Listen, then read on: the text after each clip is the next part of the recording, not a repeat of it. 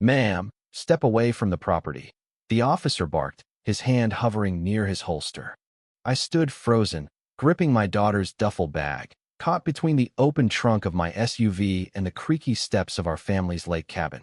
My 17-year-old daughter, Sophie, hovered behind me, her eyes brimming with tears. She'd just been discharged from the hospital, and this cabin was supposed to be our refuge, a clean slate after the hell that nearly broke her. Instead, we were being treated like criminals on our own land.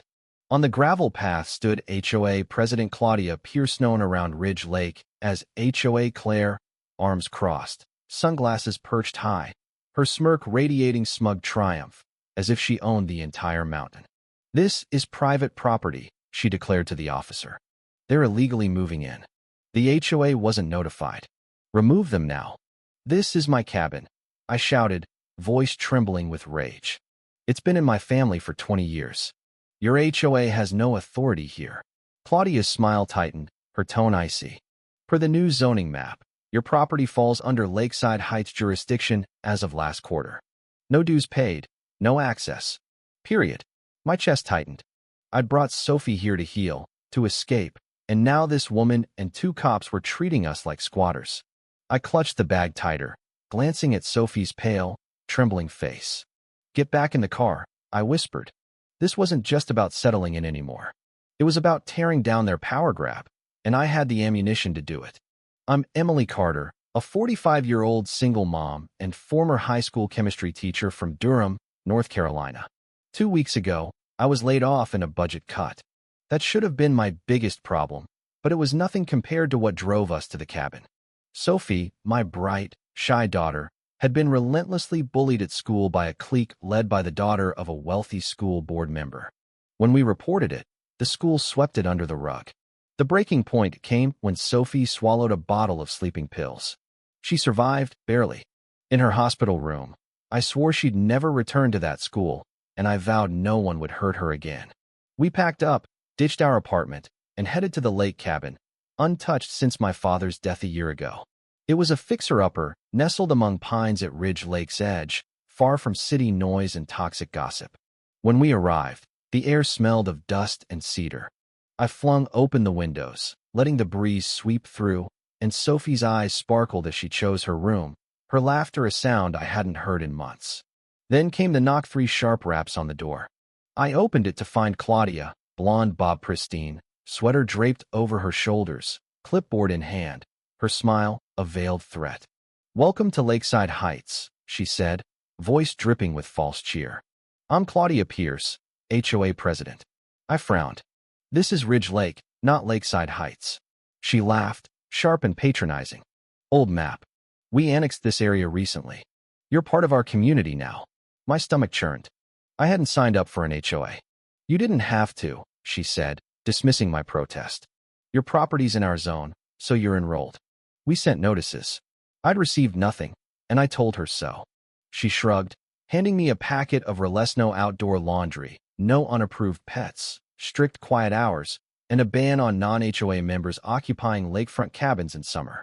"No dues, no stay," she said sweetly. "This cabin's been ours since 2002, I snapped. "It's not yours to control." Her smile turned brittle. "We'll see." Claudia made it her mission to make us feel like outcasts. She reported us for everything: Sophie's music, my car's parking angle, leaves in the gutter. She even told the garbage company we weren't on the pickup list. I stayed calm for Sophie, tending the yard at dawn, waving to neighbors who mostly avoided us, save for Claudia's loyal circle. But Sophie was healing. She sketched sunsets by the dock, slept without nightmares. That was my win. Then, after a trip to retrieve our things from a storage unit, I returned to find 2 police cars by the cabin. Claudia was there, directing them like a general.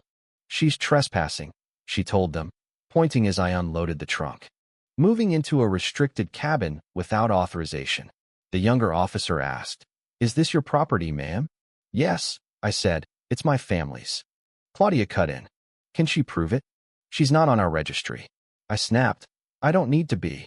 The officer's hand edged toward his holster. "Calm down, ma'am. Stop moving anything until we verify." Sophie, groggy from sleep, stepped out, whispering, "I just want to go to bed." Something snapped in me. I wasn't just going to push back, I was going to end Claudia's grip on my land.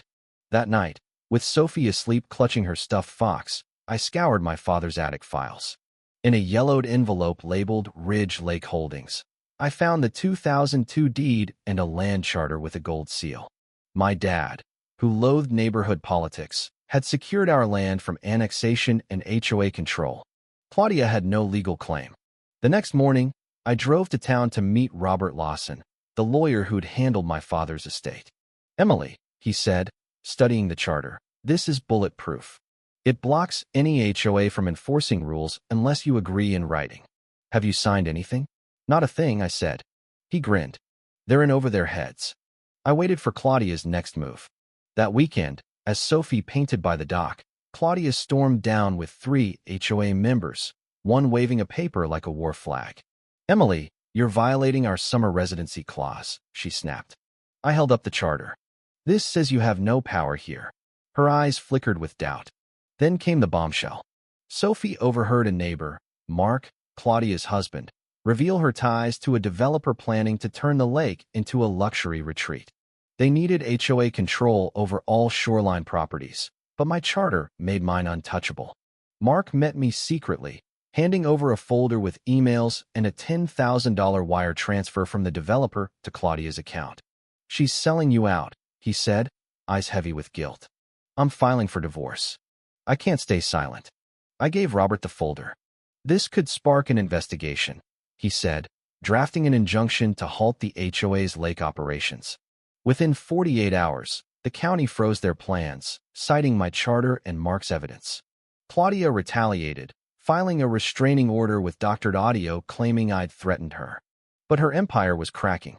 I sent everything: deed, charter, Mark's files, and new trail cam footage of Claudia planting wire cutters behind my cabin to a reporter friend, Megan Brooks. That evening, Channel 5 aired the story: Lakeside Heights HOA president accused of evidence tampering. The footage, blurred but damning, exposed Claudia's crimes. Neighbors turned against her, flooding online forums with support for us, calling her actions vile. Just as peace seemed within reach, Mark called, voice trembling. "Claudia knows about the footage and the news. She's unhinged, Emily. She's coming to your cabin tonight." My pulse raced. I grabbed Sophie and the flash drive, heading for the neighbors. Headlights cut through the fog. Claudia's SUV barreled down the path. I pulled Sophie behind the shed as her car crashed into the porch, splintering wood. Claudia stumbled out, wild-eyed, brandishing a crowbar. "You think you've won?" she screamed, smashing porch lights and a planter. "I built this place." I stepped out, yelling, "You're trespassing." Her eyes blazed with desperation. "If I lose this lake, they'll destroy me." Sirens wailed. Claudia lunged towards Sophie, but deputies intervened, cuffing her as she collapsed, muttering, "This wasn't the plan." The sheriff confirmed her charges: tampering, trespassing, assault. The HOA lost its lake jurisdiction, and I banned them from Ridge Lake for a decade. Neighbors rallied, bringing pies and support. Sophie thrived, painting and laughing again. They asked me to be the community advocate, and I agreed. At a lakeside meeting, with Sophie holding a "Kindness Wins" sign, I told 40 neighbors, "We fought lies with truth, fear with family." The crowd roared. A month later, Ridge Lake felt alive. Claudia faced 5 years in jail, her schemes exposed. Sophie and I rebuilt the porch, planted lilies, and watched sunsets on our dock. She leaned on me, whispering, "I'm glad we didn't run." I smiled. "So am I." We didn't just save our home, we reclaimed our peace, proving one family could topple a tyrant.